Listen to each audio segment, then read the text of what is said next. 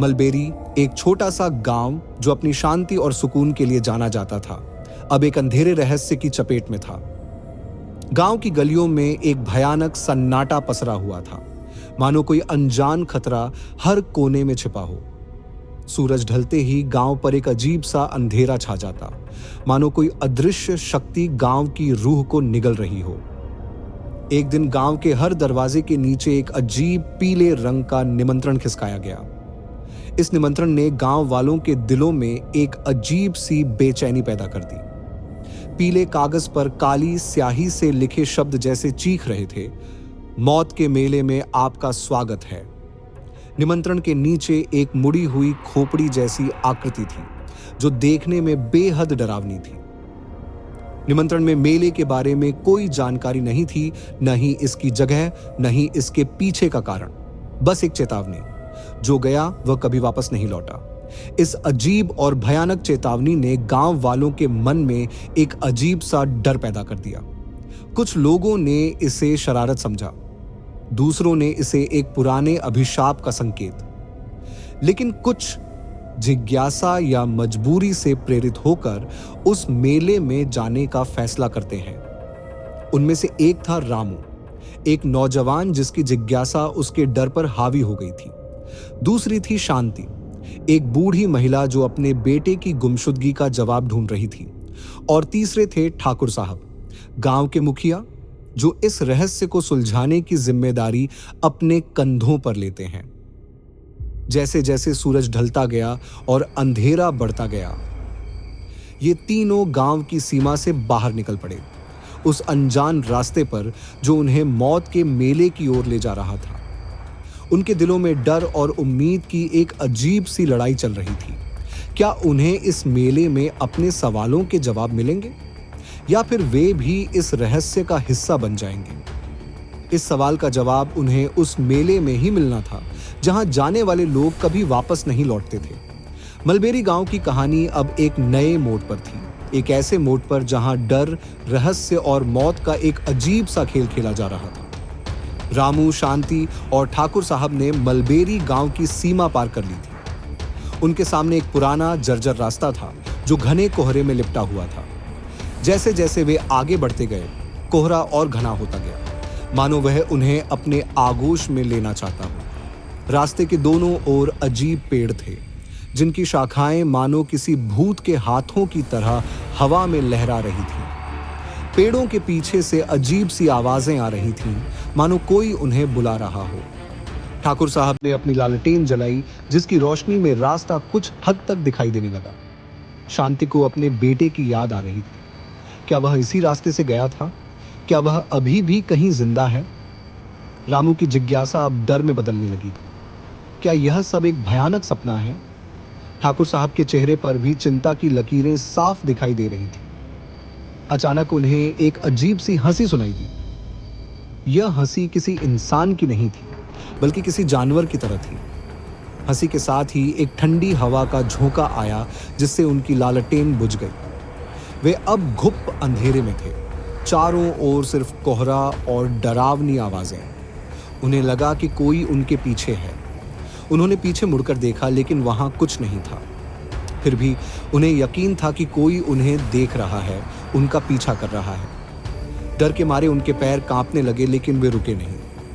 वे जानते थे कि अगर वे रुके तो वे हमेशा के लिए इस कोहरे में खो जाएंगे। वे भागने लगे, जितनी तेजी से उनके पैर उन्हें ले जा सकते थे। उन्हें नहीं पता था कि वे कहां जा रहे हैं, लेकिन वे रुकना नहीं चाहते थे। अचानक उन्हें दूर से रोशनी दिखाई दी। क्या यह मौत का मेला है?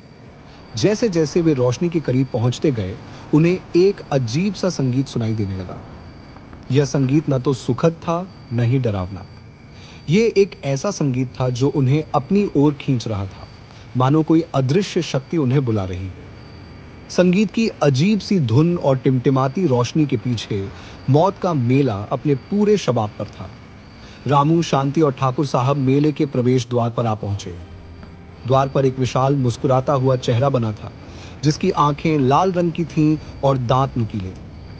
यह चेहरा किसी बुरे सपने जैसा था, जो उन्हें अंदर आने के लिए आमंत्रित कर रहा था। मेला अंदर से और भी डरावना था। चारों ओर अजीब रोशनी थी जो अलग अलग रंगों में चमक रही थी।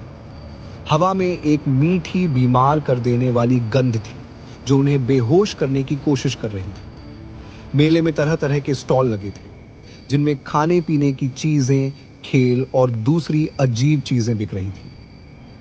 रामू ने एक स्टॉल पर जाकर एक सेब खरीदा। सेब देखने में तो लाल और रसीला था, लेकिन जब उसने उसे काटा तो उसके अंदर से खून निकलने लगा। शांति एक झूले पर बैठ गई, लेकिन झूला हवा में उड़ने लगा और शांति को नीचे गिराने की कोशिश करने लगा।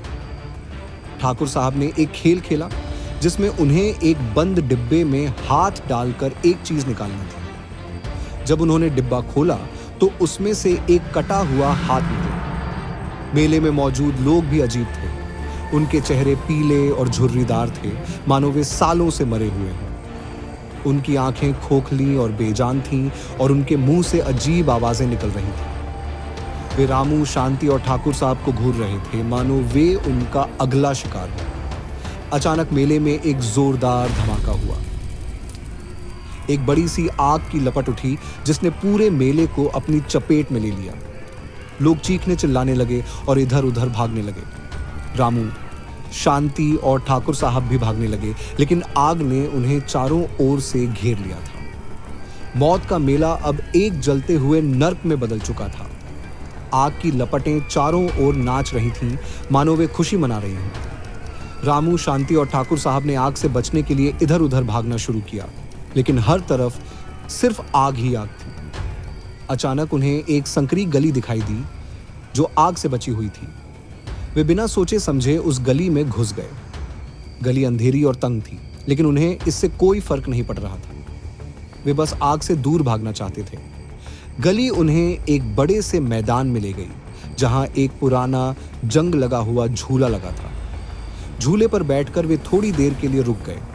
उनकी सांसें तेज चल रही थीं और उनके शरीर से पसीना टपक रहा था। शांति ने अपने बेटे के बारे में सोचना शुरू किया। क्या वह इस मेले में कहीं फंसा हुआ है? क्या वह भी इस आग में जल रहा है? रामू को अपने फैसले पर पछतावा हो रहा था। उसे इस मेले में नहीं आना चाहिए था। ठाकुर साहब चुपचाप बैठे थे, मानो वे किसी गहरी सोच में डूबे हैं। अचानक उन्हें एक कर्कश आवाज सुनाई। ये आवाज मेले के मालिक की थी जो उन्हें वापस बुला रहा था। झूला अपने आप झूलने लगा, मानो वह उन्हें वापस मेले में ले जाना चाहता हो। रामू, शांति और ठाकुर साहब ने झूले से कूदकर भागना शुरू किया। वे जानते थे कि अगर वे रुके तो वे हमेशा के लिए इस मेले में फंस जाएंगे। वे भागते रहे जब तक कि उन्हें एक सुरंग दिखाई नहीं दी। सुरंग अंधेरी और डरावनी थी, लेकिन उनके पास कोई और रास्ता नहीं। वे सुरंग में घुस गए। सुरंग में अजीब आवाजें आ रही थीं, मानो कोई उनके पीछे आ रहा हो। उन्हें यकीन था कि मेले का मालिक उनका पीछा कर रहा है। वे भागते रहे जब तक कि उन्हें सुरंग का अंत दिखाई नहीं दिया। सुरंग के अंत में एक रोशनी थी। वे रोशनी की ओर बढ़े और जैसे ही वे सुरंग से बाहर निकले, उन्होंने खुद को एक घने जंगल में पाया। सूरज उग रहा था और पक्षी चहचहा रहे थे। क्या वे मौत के मेले से बच निकले हैं या यह सिर्फ एक और भ्रम है? ठाकुर साहब ने राहत की सांस ली और कहा, लगता है हम बच गए। शांति ने ईश्वर का शुक्रिया अदा किया और रामू ने अपने घुटनों के बल बैठकर जमीन को चूमा। लेकिन उनकी खुशी ज्यादा देर तक नहीं टिकी। अचानक उन्हें एक अजीब सी फुसफुसाहट सुनाई दी। यह फुसफुसाहट हवा में घुल रही थी, मानो कोई उन्हें कुछ बताना चाहता हो। ठाकुर साहब ने ध्यान से सुना और कहा, यह आवाज हमें कुछ बता रही है, हमें इसका पीछा करना चाहिए। वे फुसफुसाहट का पीछा करते हुए जंगल में आगे बढ़े। जंगल घना होता जा रहा था और सूरज की रोशनी मुश्किल से ही पेड़ों की पत्तियों से छनकर आ पा रही थी। अचानक उनका सामना एक बूढ़े साधु से हुआ जो एक पेड़ के नीचे ध्यान में लीन थे। साधु ने अपनी आंखें खोली और उन्हें देखा। उनकी आंखों में एक अजीब सी चमक थी। उन्होंने कहा, तुम मौत के मेले से आए हो। तुमने बहुत कुछ सहा है, लेकिन तुम्हारा सफर अभी खत्म नहीं हुआ है।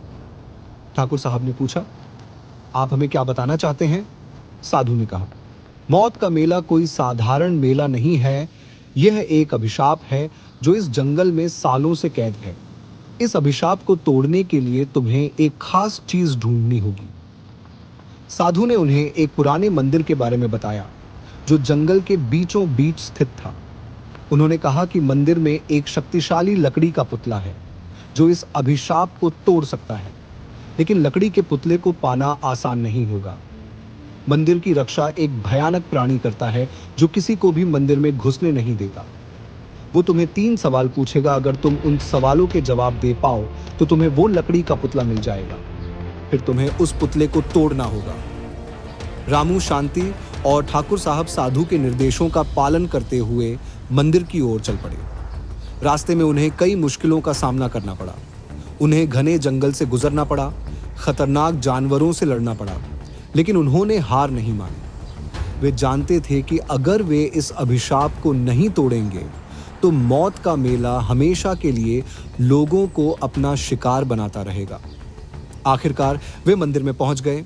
वहां एक अजीब प्राणी था। उसने उन तीनों से कहा कि तुम भी औरों की तरह अपनी जान गंवाने आए हो।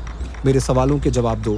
सही हुआ तो मैं चला जाऊंगा और अगर गलत हुआ तो तुम अपनी जिंदगी से हाथ धो बैठोगे। प्राणी ने पहला सवाल पूछा।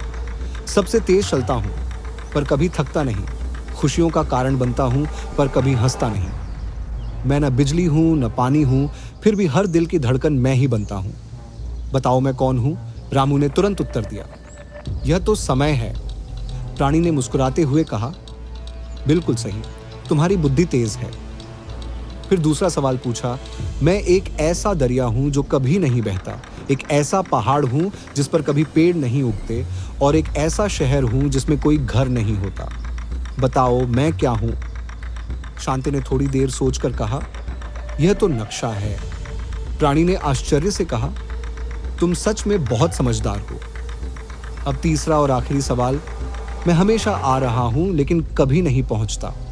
मैं हमेशा बदलता हूं लेकिन हमेशा वही रहता हूं। बताओ मैं क्या हूं? ठाकुर साहब ने गहरी सोच में डूबकर कहा, यह तो कल है। प्राणी ने कहा, वाह, तुम तीनों ने मेरी सभी पहेलियों को सुलझा लिया। अब तुम आगे जा सकते हो।